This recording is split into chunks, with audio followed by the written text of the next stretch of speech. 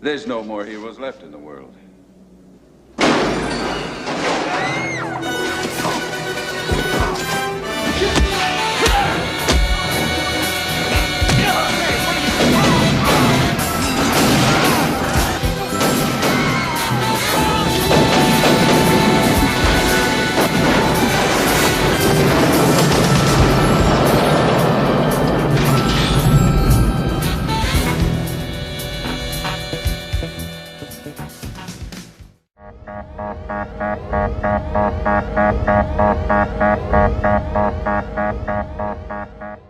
Hello everyone, I'm Jeffrey Turner, and welcome to MJ1 Media.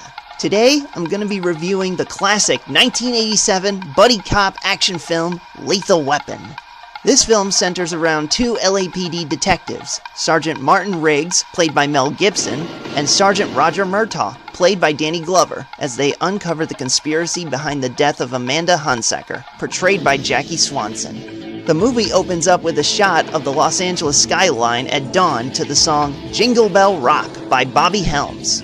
The scene shifts to a condo in a round tower similar to the Los Angeles Capitol Records building known as the International Tower, which is in Long Beach. Inside this condo, we meet Amanda Hunsaker, a hot, half-naked blonde snorting her life away while doing swan dives off the 26th floor. Like my stepdad always says, it's not the fall that kills you, it's the sudden stop at the end. We are then introduced to Roger Murtaugh, a Vietnam veteran turned happily married father of three police detective celebrating his 50th birthday, who worries about his age as he puts on his badge and sets out to investigate Amanda's jumping. Goddamn heartbreak. While this is going on, we cut to the other side of town where we meet Martin Riggs, also a Vietnam veteran turned widowed police detective who is depressed to the point of suicide that he plunges himself into his cop work in hopes that it'll kill him. As Murtaugh investigates Amanda's jumping, he learns that she is the daughter of an old war buddy of his, Michael Hunsaker, played by Tom Atkins, and that Amanda's jumping, which was witnessed by the hooker named Dixie, played by Alicia Naff, was actually a murder. Murtaugh's boss, Captain Murphy, played by Steve Kahan, assigns Raj a new partner to assist in his investigation, and the new partner turns out to be none other than Martin Riggs. Gun!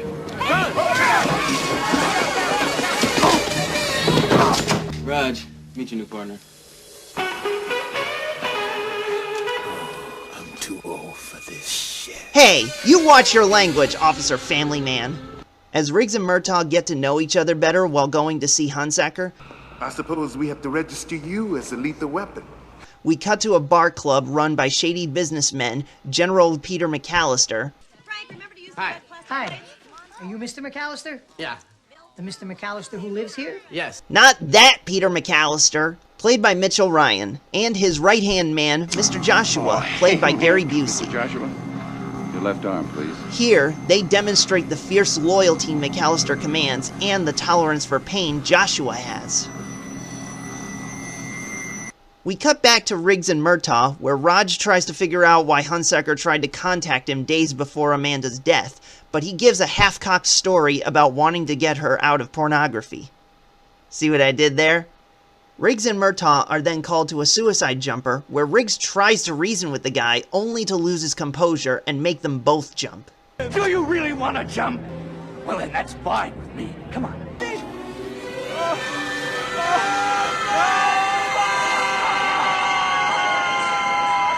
Once the jumper is dealt with, Murtaugh snaps at Riggs for his blatant carelessness and tries to test Riggs' mentality in an intense game of chicken to see who cracks under pressure.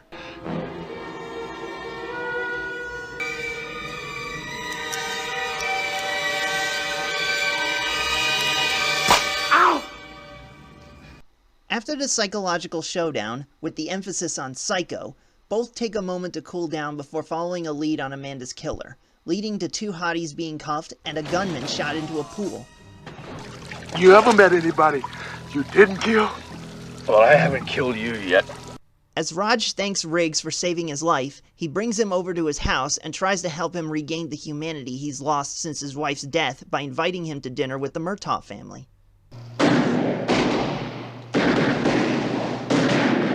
The next day, Riggs and Murtaugh go to the shooting range where Riggs theorizes that the hooker who witnessed the jump in the beginning, Dixie, may have been the real culprit, all the while trading quips with his new partner.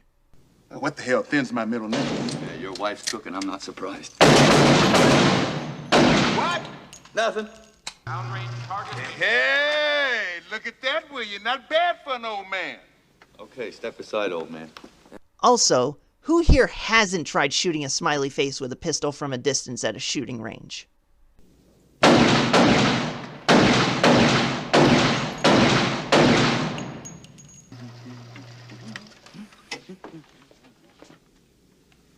Have a nice day.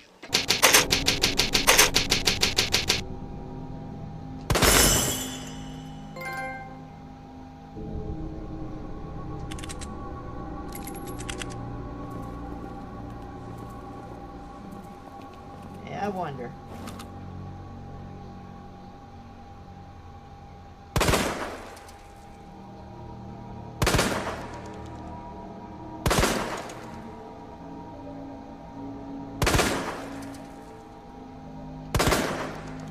I tried to pull a Martin Riggs.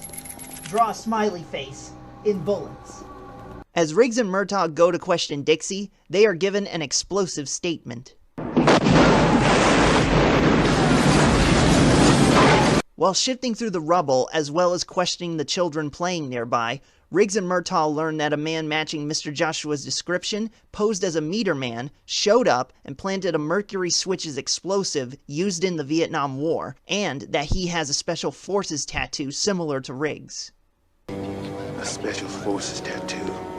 Mercury Switches. What the hell have we gotten into here? Yeah. Here. Wonder if there's an opening in the LA Fire Department. Realizing that Amanda's death is somehow tied to remnants of the Vietnam War, the duo decide to question Hunsaker again and learn that he's part of a unit called Shadow Company, a group of deadly mercenaries led by General McAllister, who stole heroin during the war and are now selling it on the streets of LA.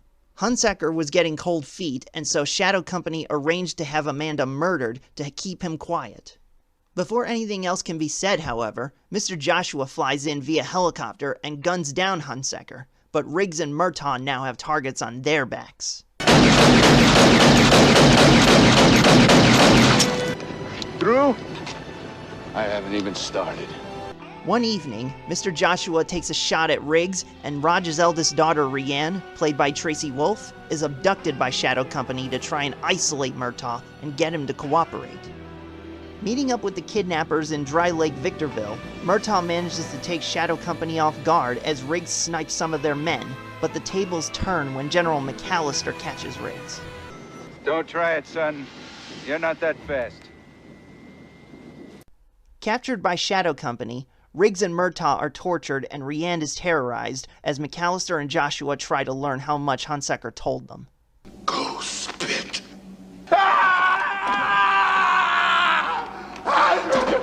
Go spit, you son of a bitch. Fuck you.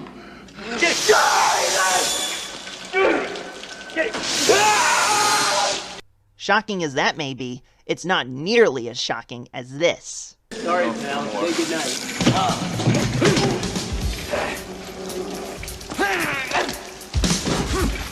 Tough break for him. Riggs and the Murtaughs escape into the nightclub where a shootout erupts. Hey, what are you...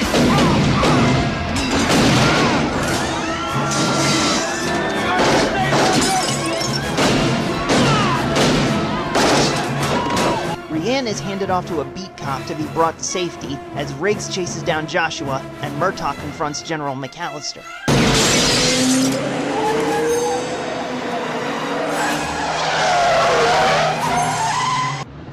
Kill that cop, son of a bitch. No way you live. No way. After dealing with McAllister, Murtaugh learns Riggs lost Joshua, but deduces that he'll go to the Murtaugh's home to try and threaten the rest of his family.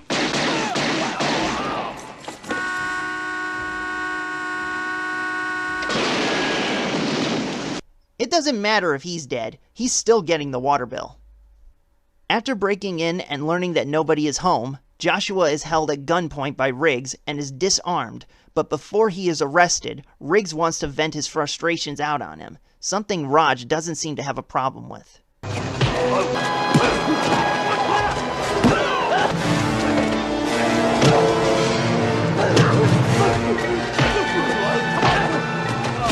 As the brutal fight nears its conclusion, Riggs realizes that killing the bad guys doesn't always solve everything, and decides to spare him.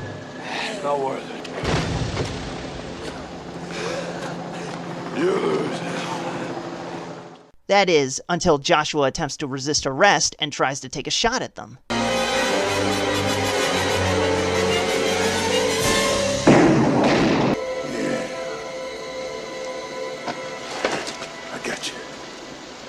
got you, partner.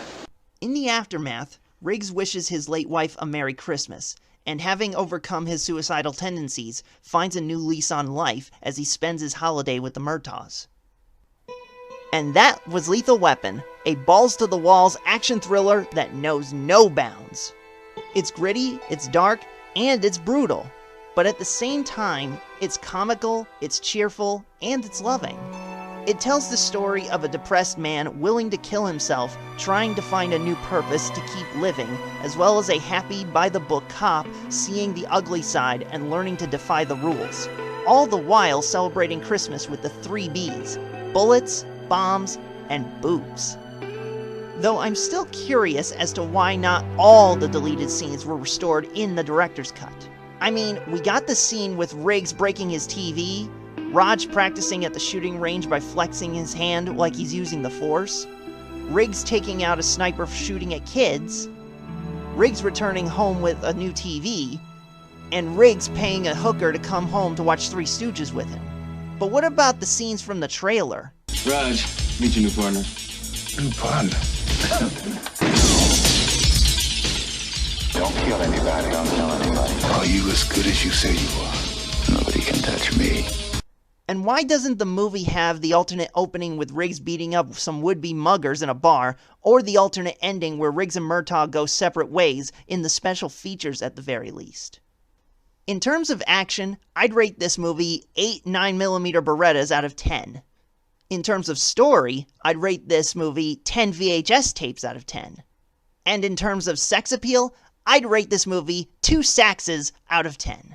Overall, I'd give this film a B+. But in the girls' case, I'd give it 2 Ds. This moment of toxic masculinity has been brought to you by Stepdad, and you can bet on that. This is MJ1 Media, putting the FU in fun. If you wish to sub to me, feel free. If you already have, double check just to make sure. Shoot that like button, share this with your friends and family, and type in the comments below if you wish to see more videos like this.